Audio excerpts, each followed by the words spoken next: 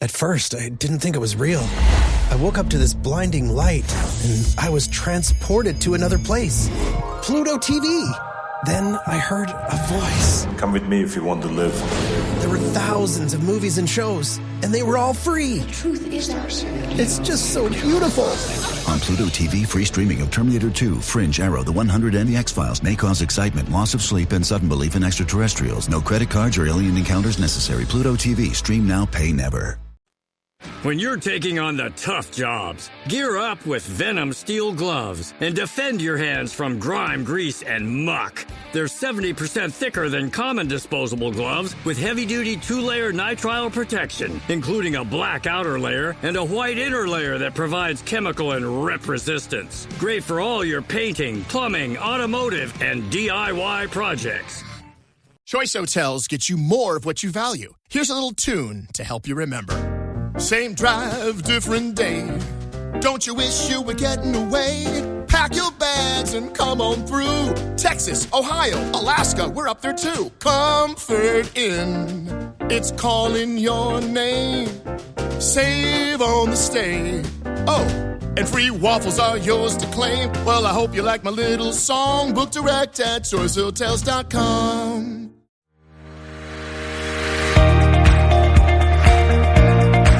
Hey, it's JJ, and welcome to Ask the Health Expert. But this isn't just any old Ask the Health Expert session. This is your bonus session. Yes, it's the weekend, and because it's the weekend, we are going to take some time with an amazing expert. So be on the lookout for these Saturday Ask the Health Expert bonus sessions where we're going to go deep into an amazing subject with an incredible expert to give you actionable items that you can put into your life. Hey, it's JJ, and welcome to the show. Now, today's show, we are going deep into food, but we're going to look at food in such a different way. So if you've been sitting here going, I don't know what I should be eating, kale, no kale, eat, not eat, fast, paleo, vegan, we have the guest of all times to talk about food. If you've been feeling at all confused, if you want to know what you need to do, if you want to know which food you want to be looking at, I've got the guy. I got the man here. It is Dr. William Li. He's a world-renowned physician, scientist, speaker, and author of Eat to Beat Disease. He showcased this on the Dr. Oz show. Hopefully you caught it there. I'll see if I can link to that one, but it's the book on the new science of how your body can heal itself. And he found this all because he was working in the biotech world and developing new products. So, I mean, this is finally the guy who is now showing that all the things we've been looking at and dabbling with and finding that, wow, we do better when we eat blueberries, or we do better when we put some citrus on things. He's going to tell you why, because he has a totally new way of looking at food in terms of 5 defense systems, but also the research to back up everything. And all the traditional foods we've been eating that we knew we were eating, they knew they were making us healthier, but we didn't know why. You're about to hear why. So he's best known for leading the Angiogenesis Foundation. You're going to hear what that is all about. But he's got groundbreaking work that's impacted more than 70 diseases, including cancer, diabetes, blindness, heart disease, and obesity. And again, that TED Talk he got asked to do, Can We Eat to Starve Cancer? He's going to tell you the story of how he discovered this. Has garnered more than 11 million views. He's appeared on Dr. Oz, Martha Stewart Live, CNN, MSNBC, NPR, Voice of America, and I think this is a first here for someone on my show. He's presented at Vatican's Unite to Cure conference. He's the author of over 100 scientific publications in leading journals such as Science, the New England Journal of Medicine, The Lancet, and more. And he served on faculties of Harvard, Tufts, and Dartmouth Medical School. And again, what is so cool here is I said all of the nutrition experts, all of the nutritionists, all the dietitians are standing up and down cheering for you because you are doing the research we've all been wanting to say, see, here's why you should be eating tomatoes. See, here's what resveratrol is doing. And then linked it up into a system. So this is super cool. Now, I want to do a shout out before we jump in today to my podcast listener, KC from San Francisco who says, extraordinarily helpful. She gave me a 5-star review in Apple Podcasts. Says, I've been listening to JJ Virgin's podcast for several years and I've learned so much. She's a launching pad to deeper dives into the resources she brings to us via her podcast. And would love to learn how to find a good functional doctor network in San Francisco. Many thanks, JJ. Hey, if you want to find a good functional medicine doctor, we will put that in the show notes today. I'm going to put them at jjvirgin.com/eat2beat. And that's spelled EATTOBAT. We'll do that. And we will put the link to where you can find functional medicine doctors. There's a bunch of phenomenal ones in the San Francisco Bay Area. So happy to help you there. And another great resource for that, the Institute for Functional Medicine. So we'll put all of that in the show notes. A lot of cool stuff in the show notes today. You're going to want to grab it. We'll also link to Dr. William Lee's, as he told me to call him, his book, Eat to Beat Disease, and his TED Talk and his free guide. He's going to give you a guide, his Eat to Beat Disease free guide as well. So lots of cool stuff, as always, in the show notes. Now, before we deep dive into food and how to really know what you should be eating, I want to share this awesomeness with you.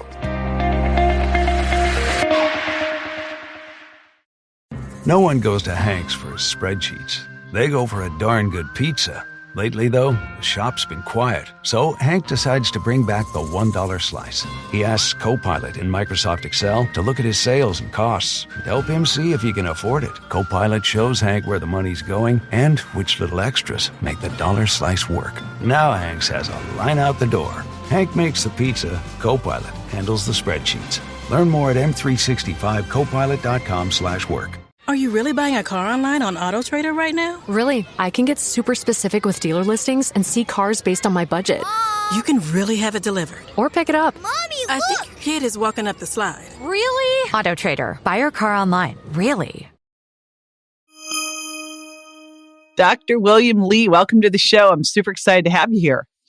Thank you, JJ. It's a pleasure, and I'm delighted to speak with you. Yes. Well, I have been waiting patiently for you, my new friend, to have you on the show. I've heard so much about you and your work. It's incredible. Here you are, a doctor, a scientist, a speaker. You've done loads of media. You're just a disruptive innovator, which I always love that. And how did you, especially coming into this and kind of really getting into the food part of all of this, how did this all happen? Right. Well, JJ, I'm a physician, an MD, and I'm also a scientist. And, what I tell people is that for the last 20 years, I've been really doing what I was trained to do, which is diagnose diseases, which is the horse out of the barn, and then writing prescriptions to chase the horses down and see if we can actually corral them and get them under control. And about 10 years ago, I actually realized that there was a much bigger opportunity that was much more important to try to get at, which is prevention. And when you're talking about preventing diseases in the first place, you can't talk about medicines or biotechnology. Now, I've spent 30 years in the biotech world, and I've been involved with helping to develop 32 FDA-approved treatments. So I really know what that's all about. But I realized that, if you're talking about health, you have to talk about food. If you talk about food, we really need to think about how food interacts with your health. And that's where my research came back in, which is how do we define health itself? And it kind of took me back to my beginning to really ask the question, what is health? And what do we know about it? And what can we know about it as a way of hacking into how foods impact our body? So I just think this is so profound that I have to sit with it for a minute, because the fact that you developed all of these therapies, you're working in biotech for like the biggest diseases we have out here, like cancer, and you come back and go, let's start to look at prevention, and it starts with food, is so huge.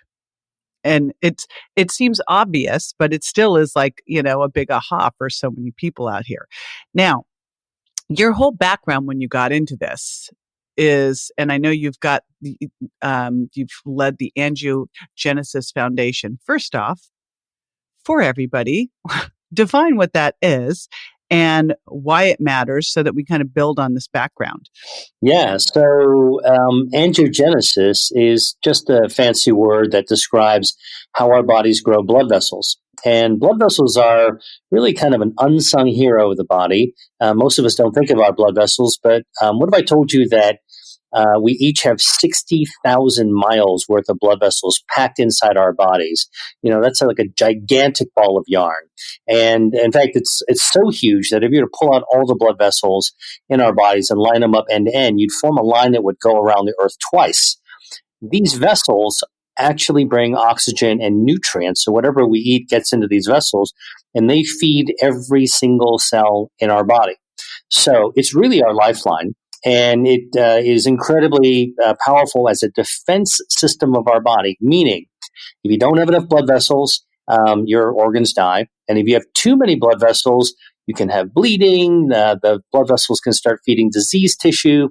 And so I got started looking at really the powerful nature of blood vessels to maintain our health, and how can you actually tackle them for diseases? And the diseases that I looked at were, for example, cancer. Every cancer depends on blood vessels in order to grow. Without blood vessels, cancers can't get bigger than the tip of a ballpoint pen. But once blood vessels touch those cancers, they can grow as large as 16,000 times in 2 weeks. Wow. Explosive growth. So, and then on the other hand, if you don't have enough blood vessels to feed your heart, you wind up having heart attacks and strokes. So, and you can't recover from them. So what I have always been interested in is balancing the body so that we have just the right amount of nutrition through our blood vessels. And that's, really set the stage for me to think about balancing other health defense systems, really that food can actually influence as well. Yeah, and I know we're going to talk about those defense systems, but I want to bring up your TED Talk, 11 million views and counting. This idea, because as you're listening to that, I'm like, all right, so how do we get the blood vessels to be going to the right places and not going to the other places, which would seem like that's some of what you talked about with your Can We Eat to Starve Cancer talk. Let's go into that and what you discovered and talked about in your TED Talk. And we will link in the show notes for everybody. We're going to have the show notes at jjvirgin.com/eat-to-beat. We'll link to the TED Talk there as well. Great. Well, listen, when I was asked to give a TED Talk on my work, I think people were really amazed that a new approach to cancer could be starving the cancer by cutting off the blood supply. And that's really been the first, chapter of my career, was figuring out, are there ways of developing really smart medicines that could target, like a homing missile, those bad blood vessels that are feeding cancer and knock them out so cancers become starved. Most of the time, by the time we actually find a cancer, it's already bigger than the head of a ballpoint pen. It's packed with blood vessels in order to get that large. And here's a couple of facts. The smallest tumor that you can feel with your fingers, so let's call it a self-breast exam, right, in the shower, we ask women to just be vigilant about, is about a centimeter in diameter. A tumor that size already has 1 billion cancer cells. And in order to support the nutritional requirements of 1 billion cancer cells, somewhere up to 100 million blood vessels will have already been feeding that cancer. So you can kind of see, even the smallest thing we can find is already fed. So what I set out to do at the very beginning is to say, we have to find a really smart approach to snip those blood vessels and cut off the lifelines to those cancers. This was called anti-angiogenesis. And when I got started with this in 1994, this idea was essentially fantasy. People were saying it's impossible, it's not going to happen. And lo and behold, by 2004, we had the first FDA-approved drug. And, it improves survival in colon cancer, brain cancer, lung cancer, ovarian cancer, kidney cancer. It's one of these powerful new pillars of cancer therapy. And for me, that wasn't enough, because I started to realize in helping to develop these medicines, that the tools that we used to develop these medicines were so powerful that we could do more than study drugs. And here's what I, always tell my friends, like, how did you get into food? If you went to the top cancer researchers, at the National Cancer Institute, and you open up the internet and ordered some chemotherapy powder to be FedEx the next day, they could the next day, inject their animal systems or tumor cancer systems, and within a few days, you'd find out how well the chemotherapy worked. If you actually picked up the phone and called in a pizza, that'd be delivered in 15 minutes, and no cancer researcher knows what to do with food. So I basically then set out to figure out, how do we break down food into a way that you can study it using the same serious scientific systems that we use for drug development. In other words, if you really wanted to get at food as medicine, well, let's just study them using the tools in which we develop medicine. And that's what I talked about in my TED Talk. And it caused a lot of jaws to drop, because I showed a slide in which we first measured the impact of drugs, prescription drugs, against bad blood vessels. And, remarkably, a lot of medicines actually were active that we were surprised on, and they worked against these tumor blood vessels. But when you actually then tested them with the same system with food, you could see that the activity of the food, the power of the food, stood head to head, side by side, and in some cases beat the power of the drug. And so that's really what I was talking about in my TED Talk. Can we eat to starve cancer? Is that we can actually eat to feed ourselves with foods that can actually cut off the blood supply of cancers because of the natural chemicals that Mother Nature laced into our food. Well, and the bigger thing is, then those foods not only do that, but they also have other benefits to the body. I doubt these chemo drugs are having side benefits to other things, right? Exactly. Well, that's the great irony, right? So we invest so much in medical research and actually in the healthcare system to deliver what we believe to be the smartest treatments that are on the guidelines. And, you get some benefits, obviously, but you get a lot of side effects. And food offers something completely different, because you can get benefits and collateral benefits at the same time. Well, what were some of the foods that you talked about in your TED Talk that you saw with certain cancers? Can you name a couple of them? Oh, sure. We looked at the red grapes, because their skin is very rich with resveratrol, a bioactive. We looked at olive oil, which has a natural chemical called hydroxytyrosol, really powerful. We looked at tomatoes, because there is lycopene in tomatoes. And we looked at a number of other things like marine omega-3 fatty acids as well. We looked at something called limonene, which come from citrus fruits, all very, very potent. We also looked at allicin, which comes out of garlic. So, it's interesting, because most medicines, in fact, the oldest medicines that we use originally came from Mother Nature. We discovered drugs originally out of plants and trees. What's awesome here, too, is you didn't name one thing that someone go, oh, no, I have to eat that. Right? So you just talked about having some, fresh tomatoes with some olive oil, and then maybe a little bit of wild salmon, and washed down with a glass of red wine, and away we go. Yeah. So, well, I mean, that's really, took me from where I was in my TED Talk, because, a lot of people said, well, why don't you just write a book out of your TED Talk? And what I said in 2010, which is when I gave the TED Talk, we're really at the beginning of a new frontier. I really felt like there was much more science to be developed, and actually, frankly, I think in the ensuing period of time, society itself has opened up to really begin to recognize, including thankfully, the healthcare community is starting to realize we can't just keep on doing the same old in medicine. It's unsustainable. So let's take a look at alternative approaches that are actually mainstream around the world. And that cancer is just one part of it. That's what I'm getting now, looking at what you've been working on. Is you started there, you found what food could do for cancer, and then went, all right, let's take it further. This moved into this book. So you talk about 5 key defense systems and the specific foods that can either activate or deactivate these. What are the defense systems? Right. So, when you ask somebody typically what is health, the answer that you expect is really, well, health is the absence of disease. If I'm not sick, I'm healthy, right? You go to the doctor, they listen to your heart and lungs or whatever, and then pat you in the back and say, hey, you're good. I'll see you next year.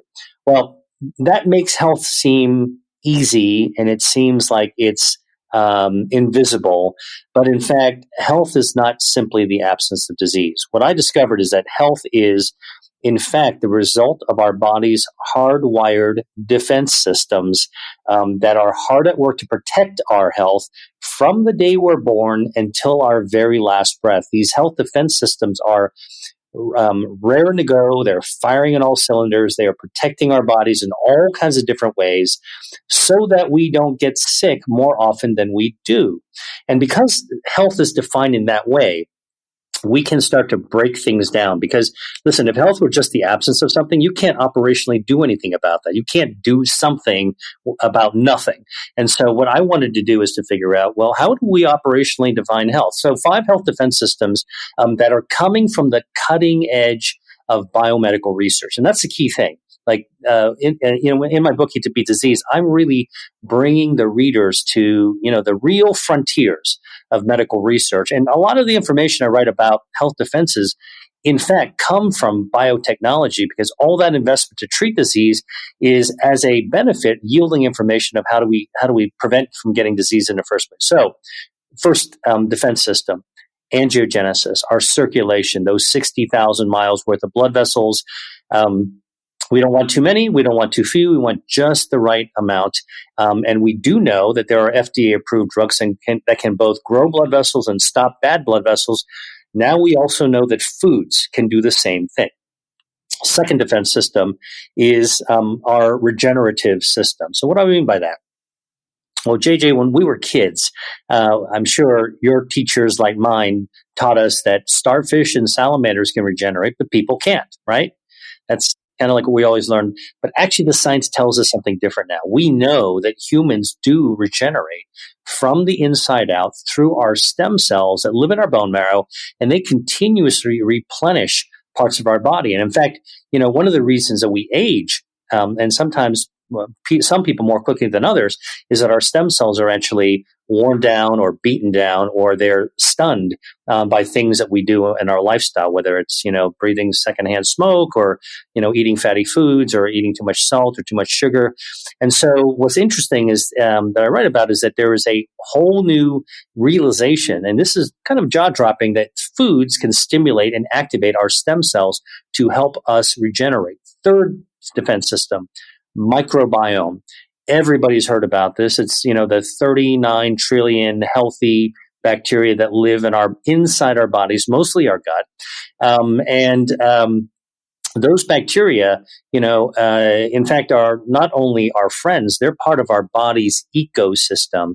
And when you hear people saying, well, I've got irritable bowel syndrome or inflammatory bowel disease, or, frankly, even people are talking about autism, Alzheimer's, rheumatoid arthritis, lupus, these now seem to track back to problems, disturbances, imbalances of the microbiome. And so what's interesting is looking at foods that can actually help to rebalance our microbiome so that our immune system and our healing systems, and even our brain, our psychological systems, because the bacteria actually cause our brains to release the social hormone oxytocin. Fourth defense systems are DNA protection. So everybody thinks about DNA as our genetic code, but it turns out that our DNA is hardwired to protect us against the environment. Incoming damage like ultraviolet light, secondhand smoke. If you fill up your car at a gas station, you stand upwind or downwind at the pump, because if you stand downwind and you can smell those fumes, you're causing DNA damage inside your lungs. Fortunately, our DNA system can repair that, and foods can activate that repair and neutralization system. And then finally, our immune system is our fifth defense system, sort of the fifth leg of this super strong stool called our health. And every grandmother's told their kid that, your immune system prevents you from getting sick. But now we know that the immune system is more powerful than we ever imagined, because it can even protect us against cancer, and foods can activate that too.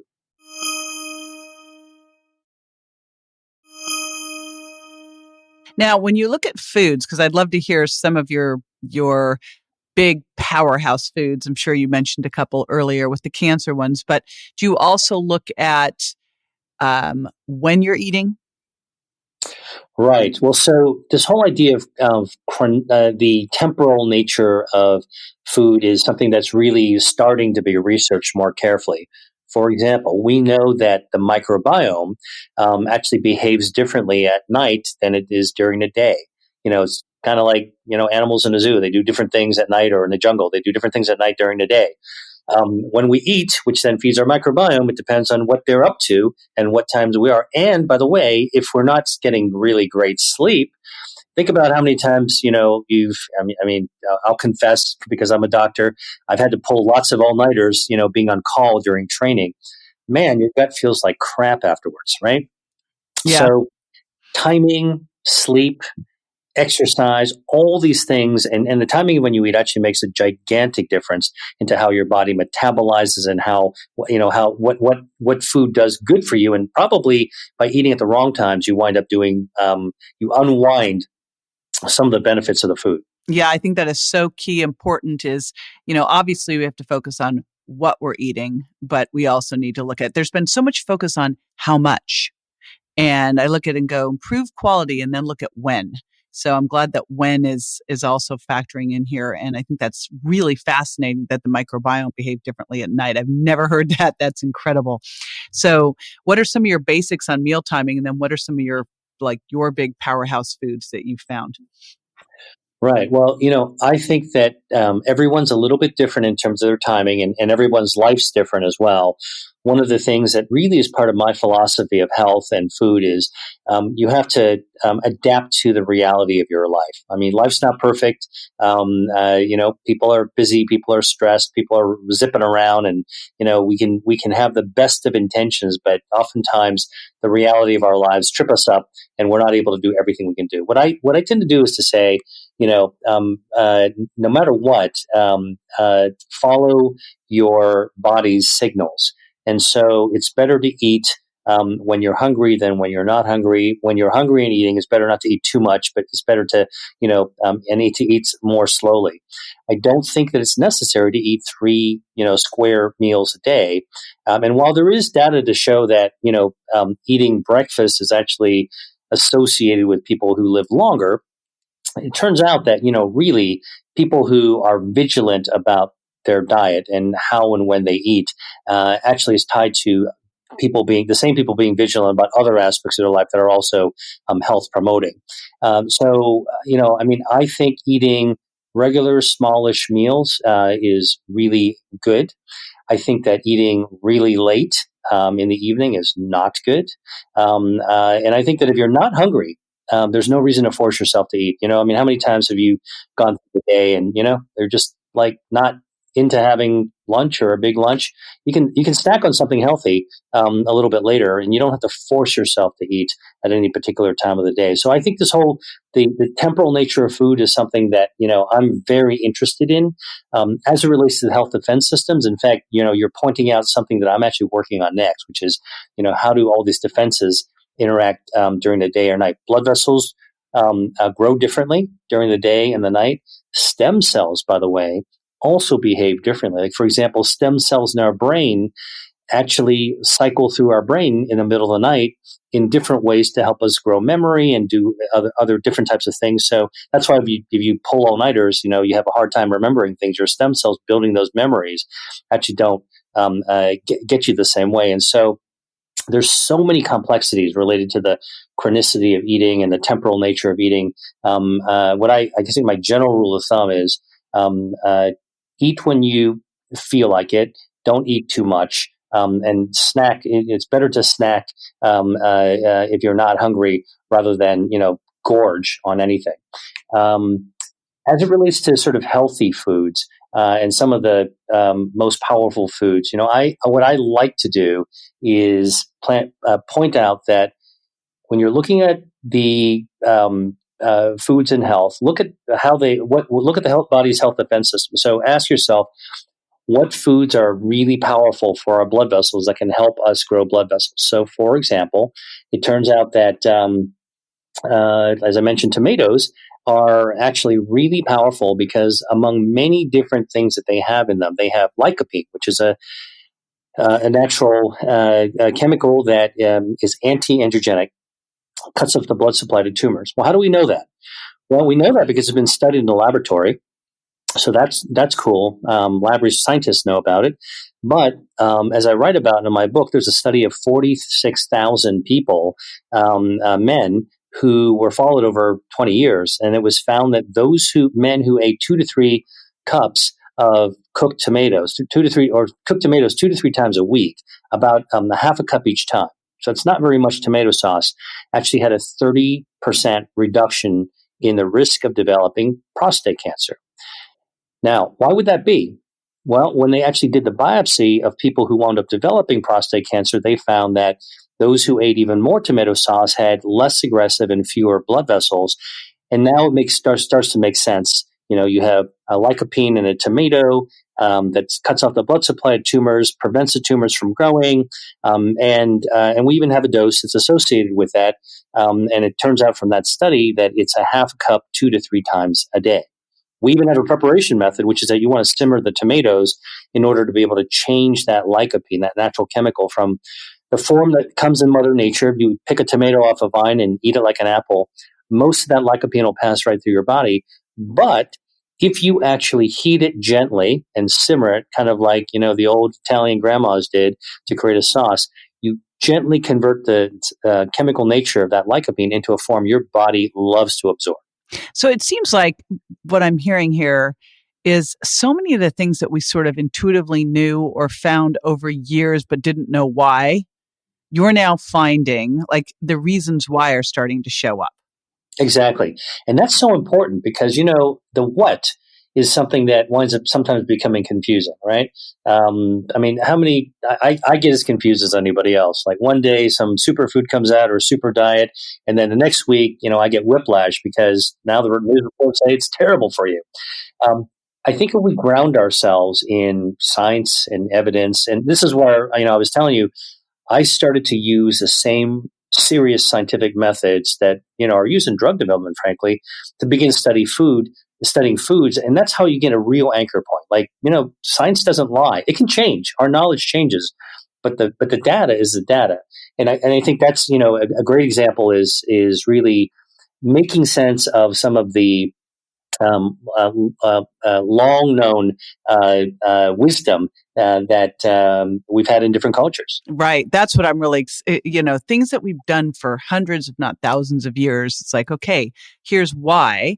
And you're making everyone in the nutrition field who have been doing this excited because now we have the research to back it up. Because that's always been one of the biggest challenges with nutrition and supplements, for that matter, is, who's got the money to put into it to really study these things to show them for what they can do. As you were talking about tomatoes, I thought, my gosh, if that was a drug, every single person would be, and it was cost the amount of money it costs, and it was delicious, it would be on every prescription pad.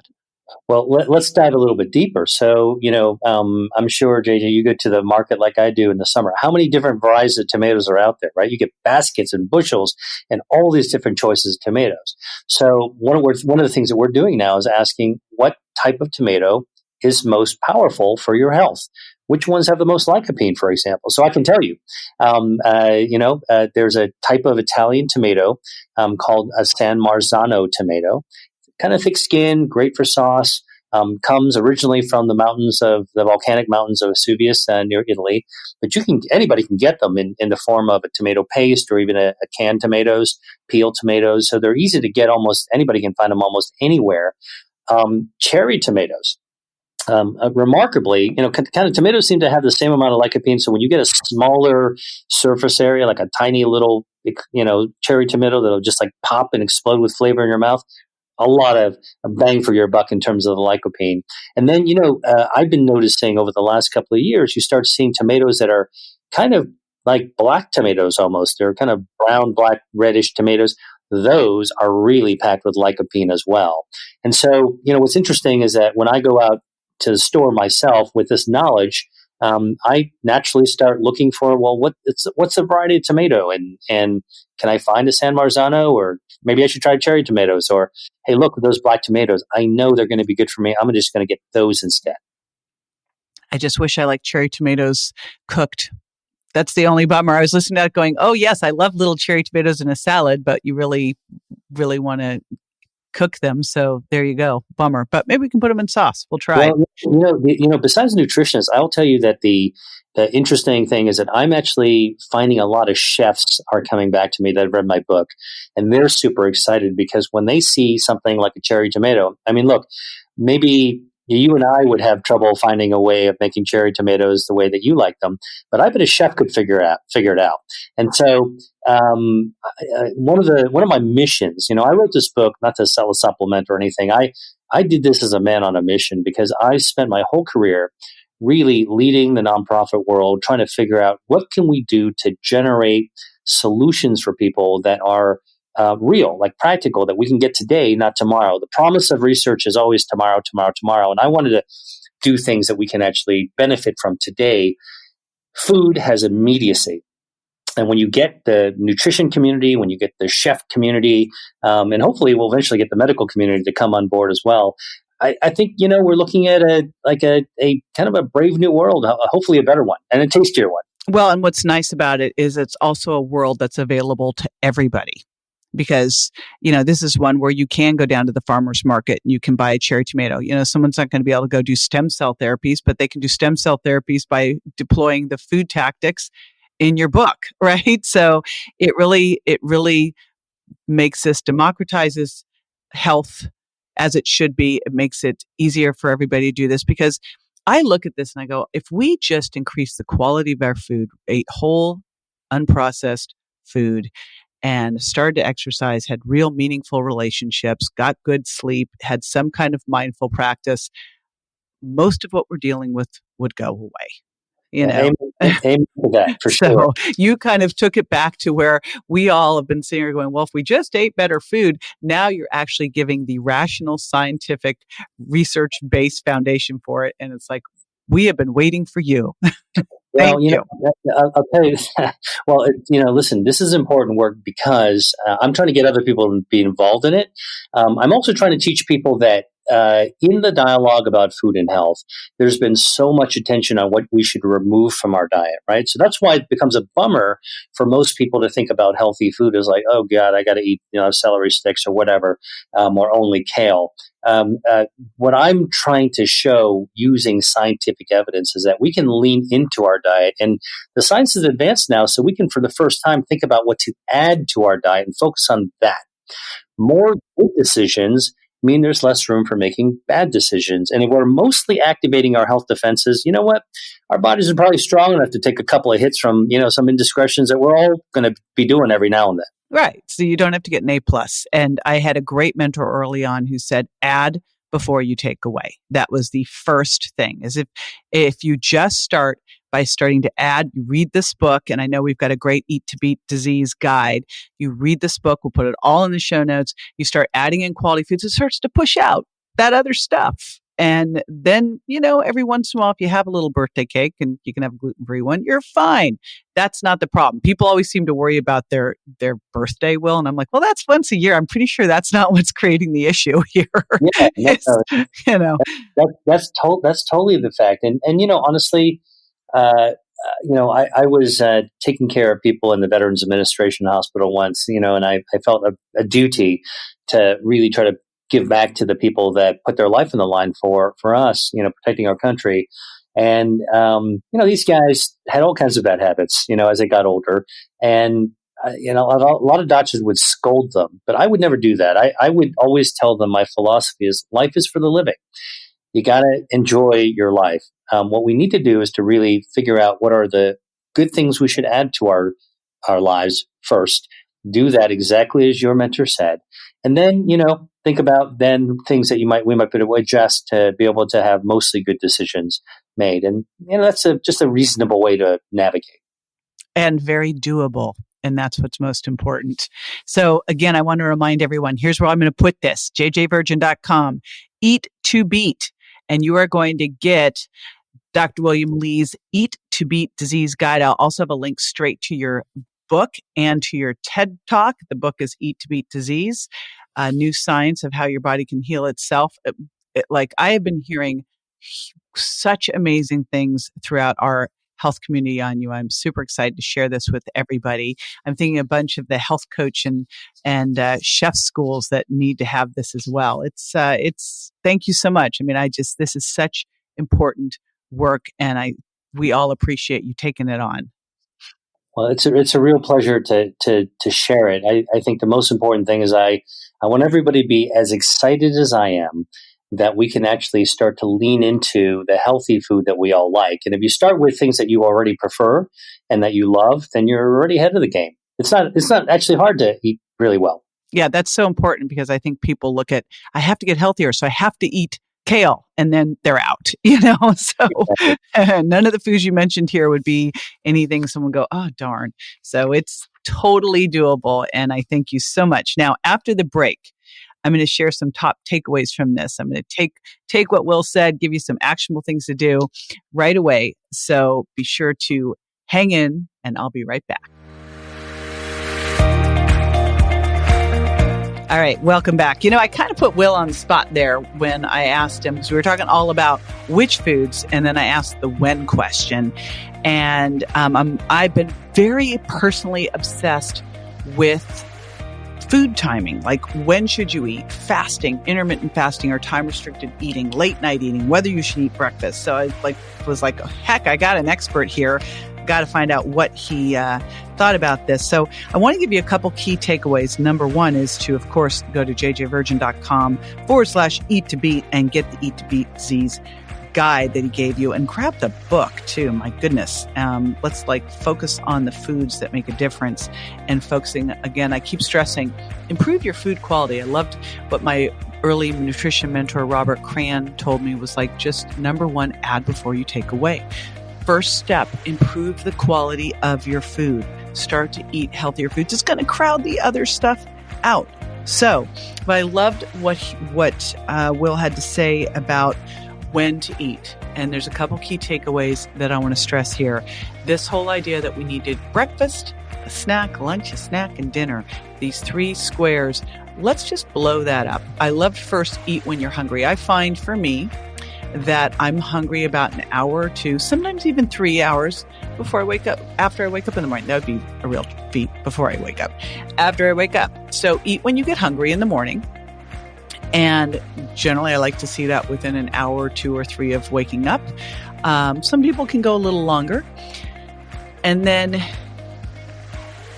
I'm not a big fan of snacking. If you've been around my community, you know that when you snack, you raise blood sugar. If you raise blood sugar, you raise insulin. I like to give you some good time in between meals. So you're eating every 4 to 6 hours, and stop eating 3 to 4 hours before bed. And I find that, and I think what we're going to find, when you start to talk about the fact your microbiome behaves differently at night, and that you've got stem cell regeneration in the middle of the night and this stuff going on, I'm like, wow. So a lot of the stuff that we see, if you are overeating at night, it creates a lot of issues. Now we're going to find out why. So I really still follow that rule of stop eating 3 to 4 hours before bed. Get yourself a 12-hour overnight fast on basically every night. There might be a couple changes here and there, but that should just be your regular. And then a couple times a week, ideally, get into time-restricted eating, where you're eating during an 8-hour window. The more you can do that, the better. And then we can start to look at adding in maybe some 20 to 24-hour overnight fast or multi-day fast, especially when working with a physician, because those can really help with one of the key systems, defense systems. He talked about the regenerative system. And so those are the big keys. And then I loved what he said, if you're not hungry, don't eat. The old days of dieting that clearly didn't work, they failed, were you needed to eat whether you were hungry or not, eat every 2 to 3 hours. And we all know that that is not the case at all. So that's the big takeaway I'm going to pull out from there. I want you to grab the foods by grabbing the guide in the books. And one more thing to do before you leave. If you've not left a review yet, boy, I'd love to do a shout out for you. And while you're there, make sure you subscribe. And I'd love you to share it with someone whose health you care about, or maybe a couple. All right. See you next time. Bye.